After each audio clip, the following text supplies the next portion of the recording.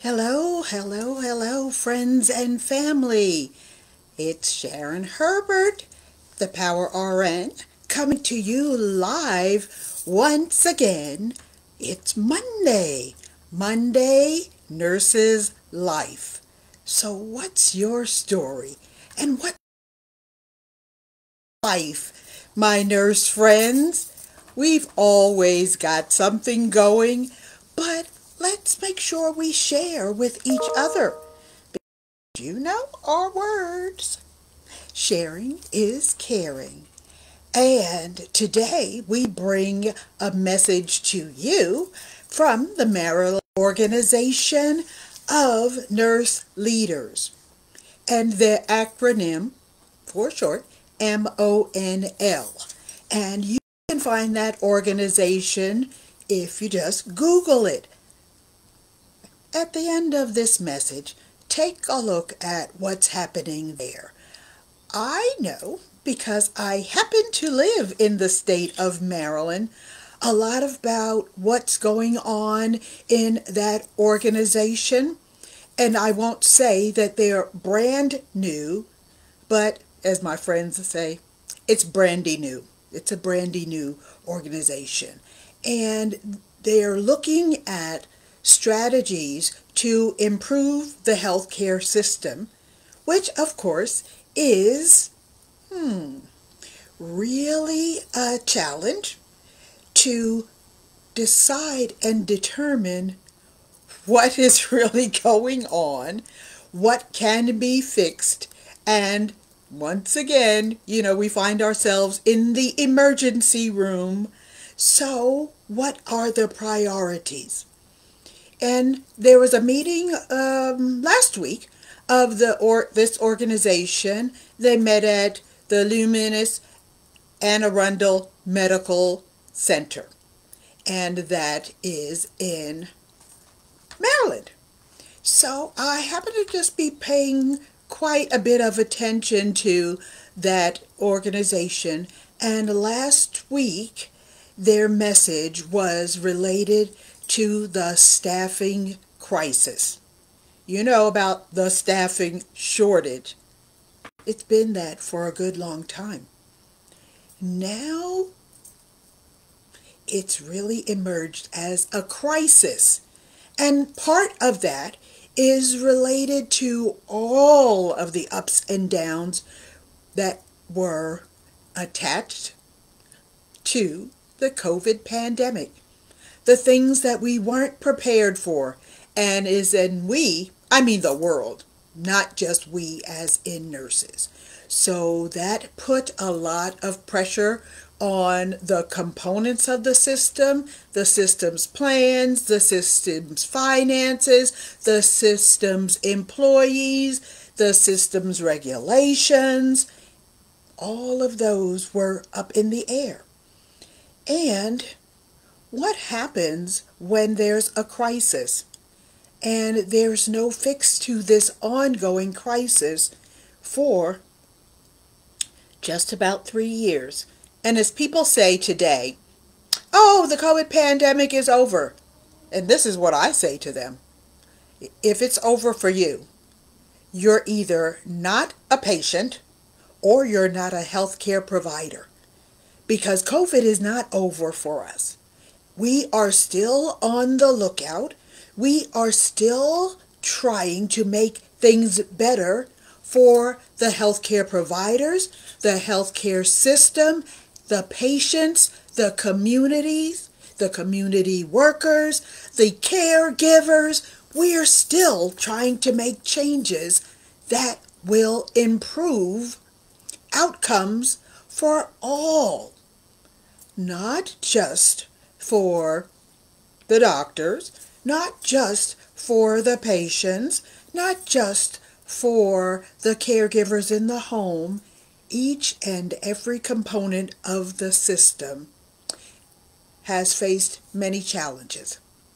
And it's up to us to make everything better, not leaving any stones unturned. So, as the Maryland Organization of Nurse Leaders, talked about staffing, it was about the crisis. And we know that the crisis really is related to the world in numbers. They're not looking at the why. They're not looking at the who in the scheme of what level of staffing we're talking about for nursing shortages. They just want to look at the numbers because to them, a nurse is a nurse is a nurse.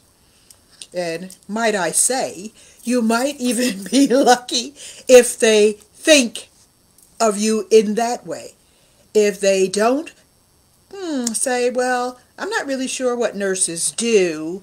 So I think they just like give medications and change beds.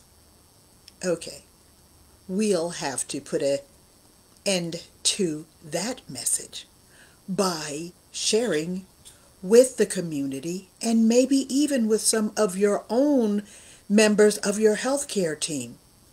Who are nurses and what do we do? Because communication is the hugest problem. Even if we talked about staffing and we have enough numbers of nurses, doesn't matter what level, I'm just talking about numbers, that's what they're thinking. They're all the same, so, they're interchangeable and everyone can just, change beds and do all that. And, oh, you mean they think? You mean nurses are thinking? You mean nurses are critically thinking? You mean nurses solve problems? Those are some of the things that we haven't managed to share with our colleagues and or our clients, customers, or patients, as you would call them. We haven't managed to share that information well. So they see us as all one in the same. And you know that we are not one in the same. So, just a moment, please.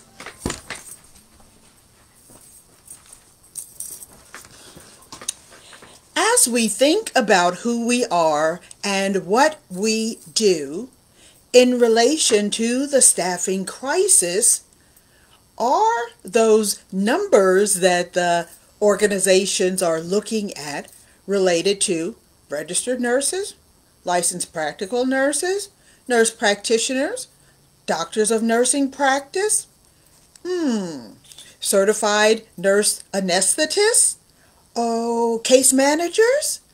Who are they talking about? And do they know who they're talking about? And whence they should speak of nursing shortage in any forum, C-suite, board meeting? Do they all understand who they're speaking of and where the shortage makes the biggest difference for the organizations? So the things that we need to do is to make sure that they know who we are and what we do. And that could be a bridge to cross together so that it's a win for the C-suite and the board, and it's a win for the nursing staff at each level. What numbers are they looking at for each particular level? And how do those numbers of registered nurses, nurse practitioners, doctors of nursing practice, nurse assistants, licensed practical nurses, how do those numbers affect outcomes? Financial, and as a result, an outcome for the patients that we serve. So we've got to know what we're talking about to make a plan together to make things work better. So we can't do it alone, and the board can't do it alone if we are not looking at what is needed and the best outcomes for each level and each component of the system, whether it's the board, whether it's the financial outcomes, whether it's the best outcomes for healthcare for patients and customers, and how it serves to recruit and retain nursing staff. Because nursing staff, if you just put it in a bundle, they're the biggest number of employees in any health system. So we've got to make it a win for each other. Nurses can't always ask for just money, and hospital CEOs can't just ask for just money either. So what is important to make a good balance for each side? As we talk about nursing and the shortage, don't ever forget, we can't forget, there are three huge components that set up this dry space. I'll just call the shortage a dry space. And it comes back to how many nurses any nursing school, college, organization is producing, and that those nurses pass their boards and get licensed and then move on to getting a licensed position in a healthcare organization. Even if a nursing school had 500 nursing students and they went through the curriculum for the 2 years or 4 years, if only 10% of that number pass their boards, those are the only ones who can move forward to get a position to serve in a healthcare organization. Does that create a shortage? Yes, that creates a shortage. And if any of those organizations could absolutely produce stellar numbers of passing rates, but they're short of faculty, they won't be able to produce satisfactory numbers of graduates who can then move forward to secure positions in organizations. So the faculty numbers in any school of nursing affect the number of available candidates. There you go. That's one thing. Now, even if all is well at the schools of nursing, and each and every one of those schools produce stellar candidates who all pass their licensure exam, all 500 or 5,000, and those persons move on to secure organizational employment. What if the organizations aren't ready for education and orientation that will help those licensed persons now move forward to success? If the orientation doesn't happen, if the orientation is shortened, or if the orientation is delayed because there are no preceptors for the new staff, that is as well another challenge. So we still end up there with a shortage. If there aren't enough preceptors for the new graduates, or even the new seasoned, experienced nurses, they must be trained. And they must be trained in accordance with the rules and regulations of each particular state board of nursing. You can't take shortcuts. You cannot take shortcuts. And we know that. So we have to be prepared. That rolls back to the board, the CEO, and the financial components of the organization. Orientation must be funded within the organization. Otherwise, those nurses cannot move forward. That organization will be facing a shortage.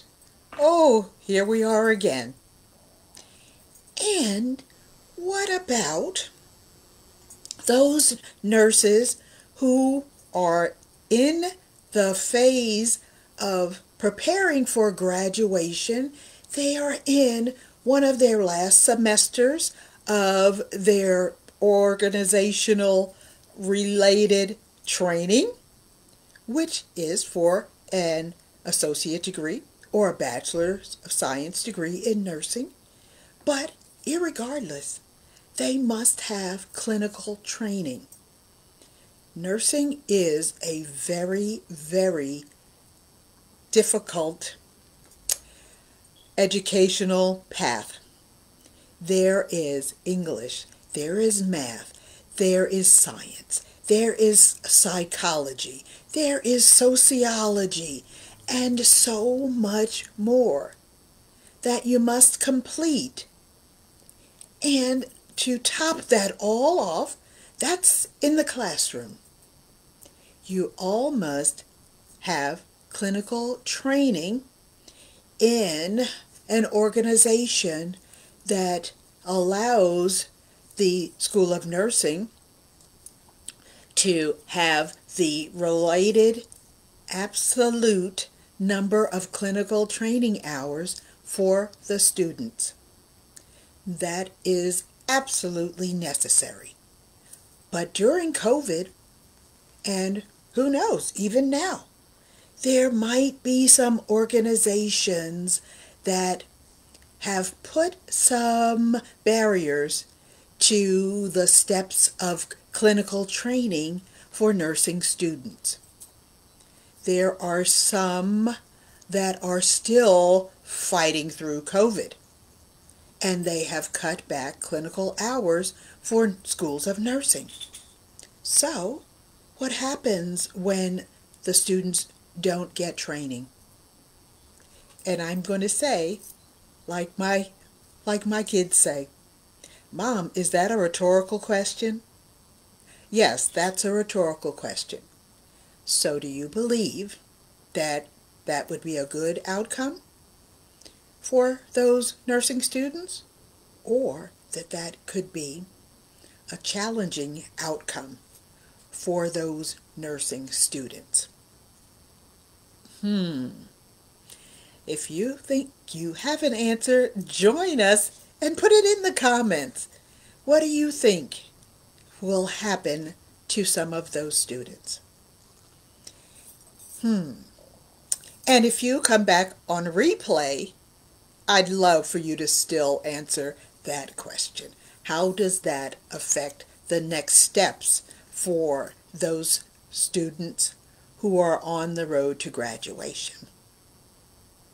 And last but not least, what happens when there could be enough faculty, there could be enough clinical settings, and there are not enough students?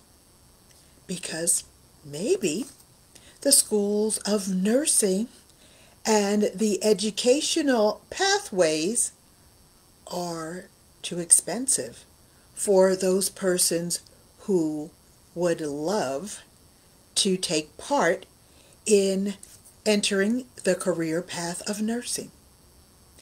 We know that nothing in the world is easy or free.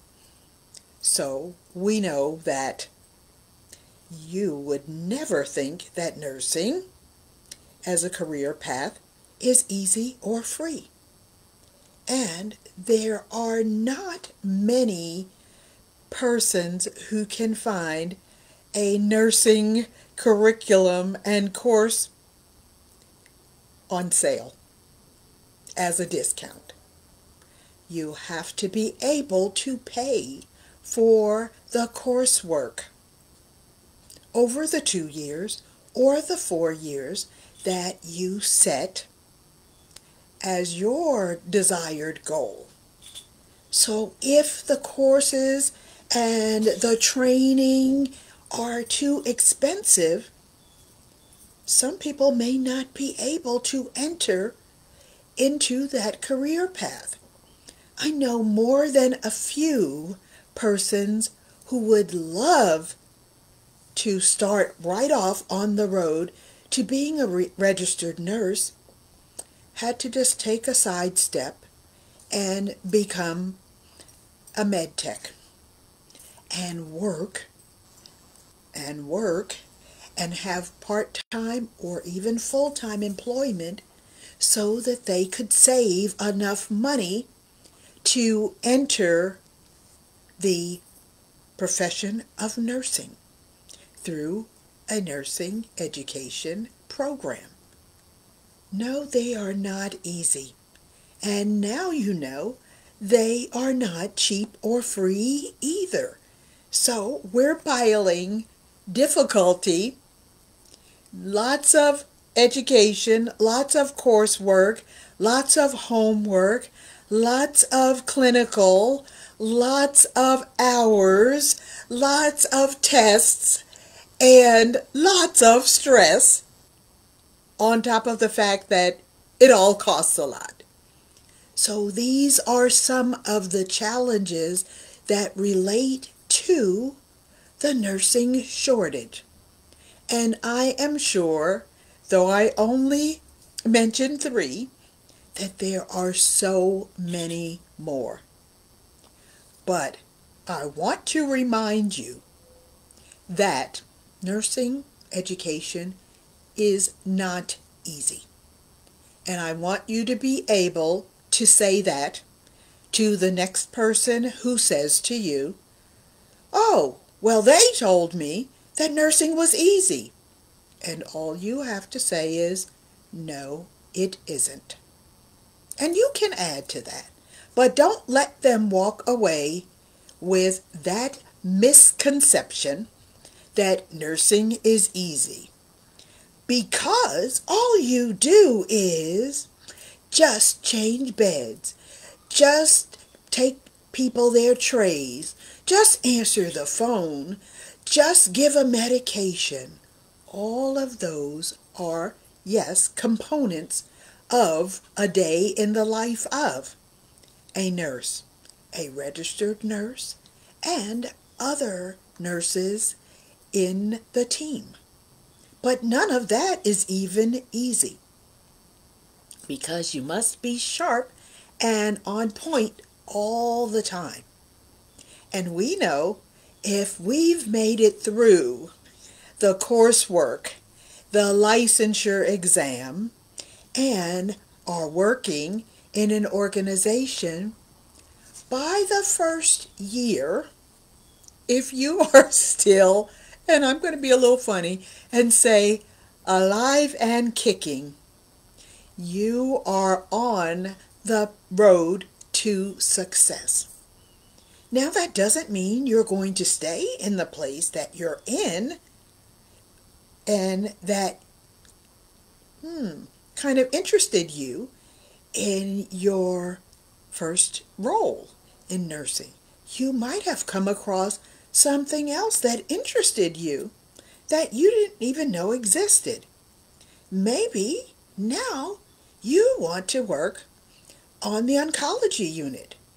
Maybe you want to work in cardiovascular services or ear, nose, and throat, psychiatry, med-surg. You want to be a flight nurse or a transport nurse.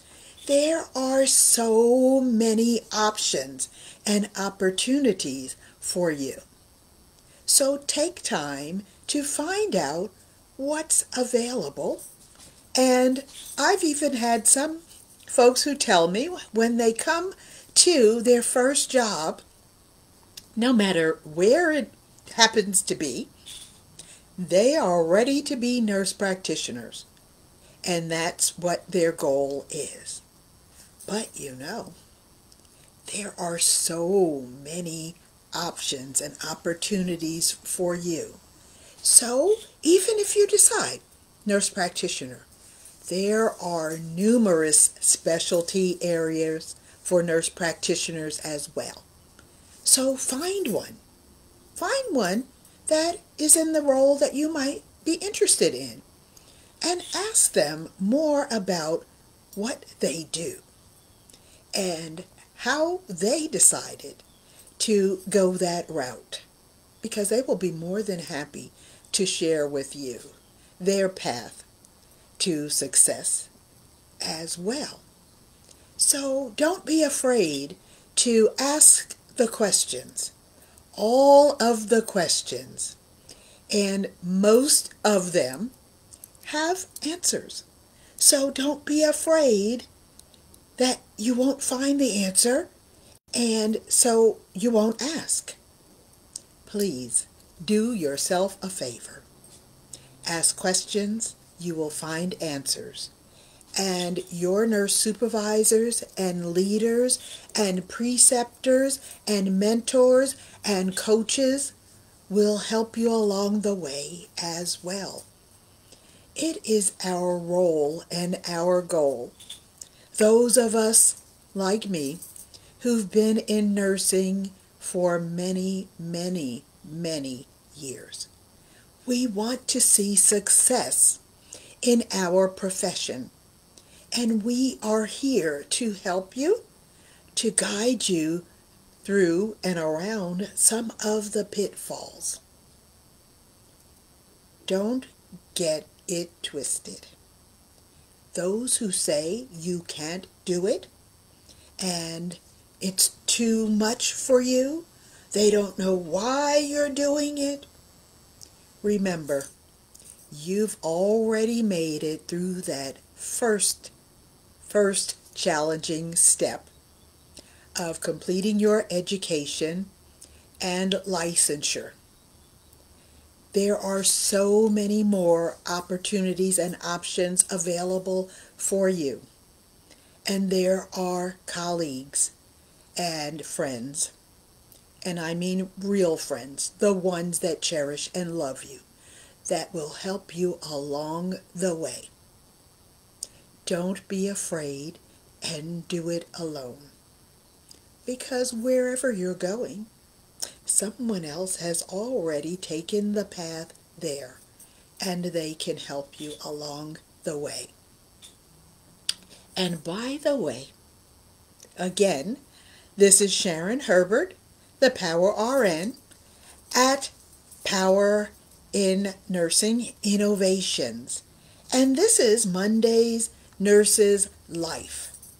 Remember, your nurse leaders as well are looking forward to making and helping you make some changes in the future of nursing. If there are things that you know or questions that you have, make sure that you don't just throw them under the covers and say, well, I'll just think about that later, or I'll do it next time.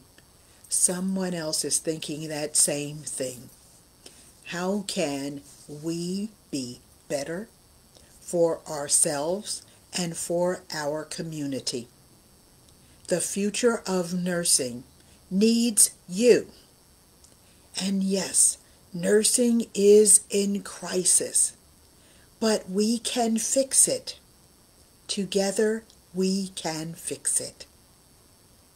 So thank you for coming on by again. Wishing you a happy, happy Monday. And I am always praying for you, each and every one of you. And I think about solutions to the future of nursing. Together we can. Yes, we can.